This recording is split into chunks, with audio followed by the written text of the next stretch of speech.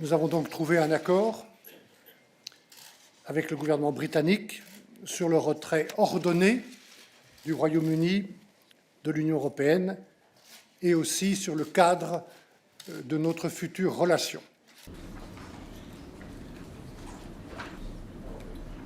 Pour les citoyens européens au Royaume-Uni, les citoyens britanniques qui vivent dans un de nos États membres, ces citoyens ont toujours été et resteront notre priorité, celle des États membres, et je veux le dire aussi, celle du Parlement européen.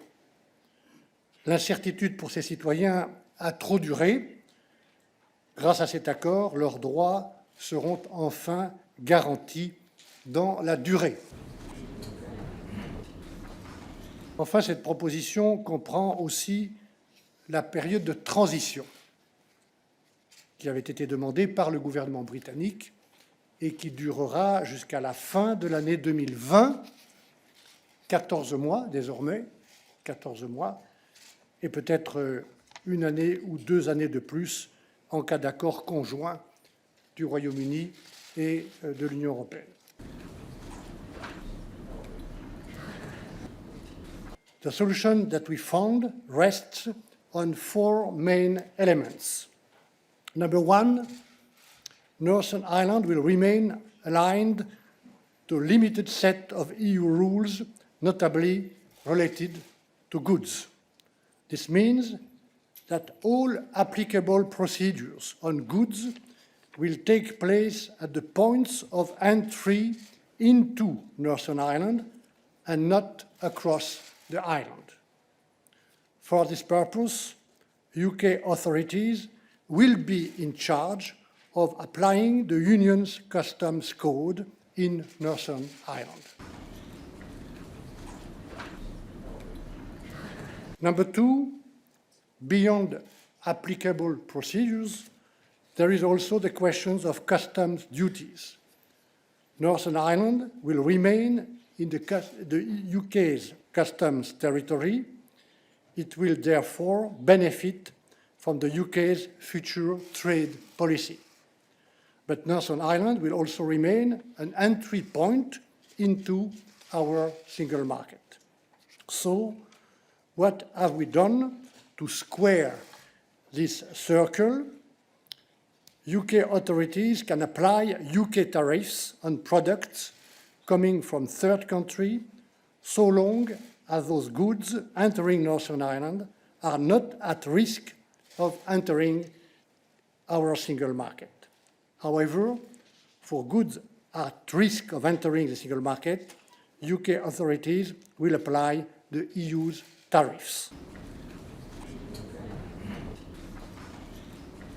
Number 3, this night and this morning also, we were working on the issue of VAT. It is an important subject to avoid distortion of competition within the single market for goods.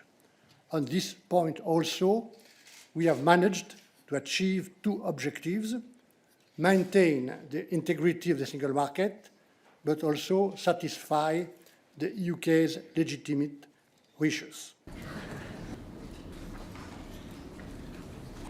And finally, number 4, Prime Minister Johnson and the Taoiseach wanted to ensure long-term democratic support for the application by the UK authorities of relevant Union rules in Northern Ireland.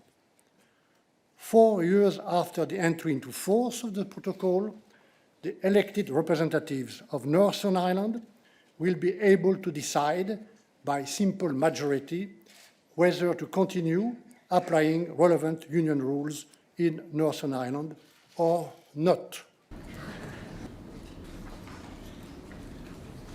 Nous avons trouvé un accord, et c'est pour moi au moins aussi important, pour réviser la déclaration politique qui devra être adoptée par le Conseil européen et par le Parlement et qui sera le cadre assez précis de la négociation ou des négociations qui vont maintenant s'ouvrir pour rebâtir un futur partenariat ambitieux avec le Royaume-Uni.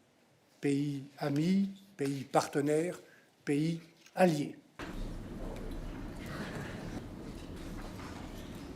Le gouvernement de Boris Johnson a fait un choix clair sur le plan de la relation future économique, c'est le choix d'un accord de libre-échange.